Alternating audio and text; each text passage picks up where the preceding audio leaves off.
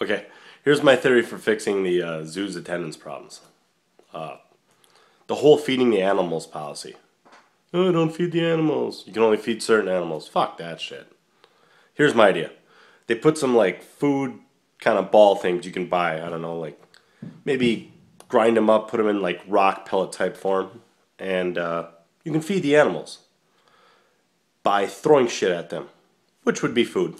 I know what you're thinking. Yeah, cruelty to the animals, all that bullshit. But I don't know. If I was hit with a chunk of beef jerky, I'd be like, ah, fuck. I'm like, oh, sweet beef jerky. And I'd pick it up and eat it. Like, fuck, no fine, no foul, right? You know, Fucking people would flock to the zoos. Oh shit, you can chuck shit at animals. Like I chuck shit at animals anyway. You look around first, but they're usually just sitting around, lazing around, fucking doing nothing. I go to the fucking zoo.